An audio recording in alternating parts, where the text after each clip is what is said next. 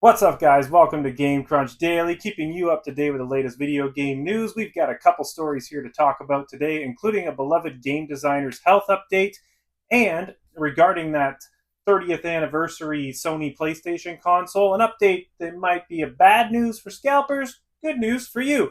So, if this is the type of stuff you like to watch, if you like to stay up to date with the latest video game news, of course, I got a plug.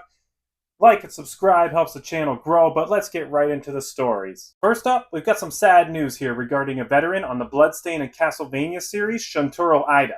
He recently revealed on his X, formerly Twitter, account that he had been diagnosed with cancer and will be stepping down from his work on the upcoming Bloodstained 2 to focus on his health.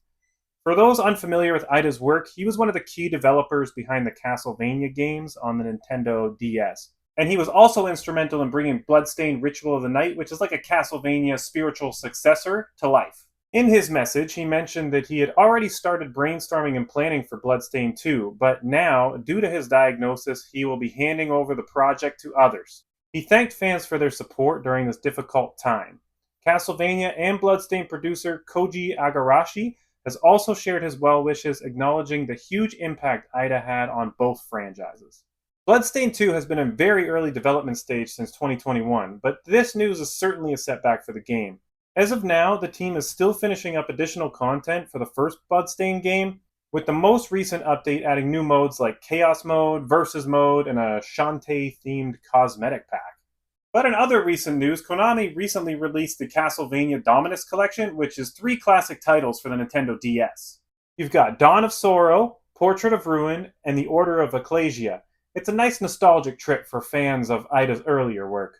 So let's all wish Shuntaro Ida our best wishes so that way he can pull through this, so that way he can return to the gaming scene soon. So let's move on to the next big thing here. So Sony's release of the 30th anniversary PlayStation 5 Pro console, they've got some updates, some interesting updates here for Japanese players specifically on how to deal with all this scalping that's been going on. This classic-themed console, designed to commemorate the 30 years of PlayStation history, has been a hot item, selling out in mere minutes in places like the UK.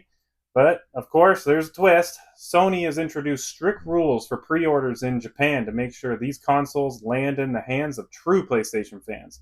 The 30th anniversary PS5 Pro is limited to just 12,300 units globally, making it incredibly sought over everywhere. However, scalpers have been already listing these consoles on eBay for eye-watering prices. They're going for as much as £10,000. To combat this, Sony's Japanese PlayStation Store now requires potential buyers to prove their loyalty to the PlayStation brand.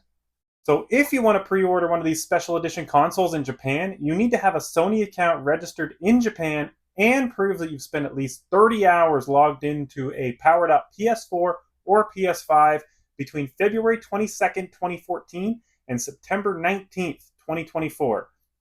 Pretty specific, right? I gotta say, too, this actually sounds incredibly easy. Only 30 hours over 10 years? Is that kind of how much they expect us to play?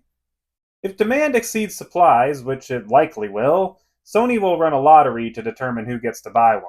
Now, real quick, let's just talk about what comes with this console. The 30th anniversary PS5 Pro features a retro PlayStation-inspired color theme, along with the DualSense Edge controller, a regular DualSense controller, and a charging station. It also includes some fun extras like the PlayStation-shaped cable ties and a unique number on the console, and a poster from one of the 30 possible designs.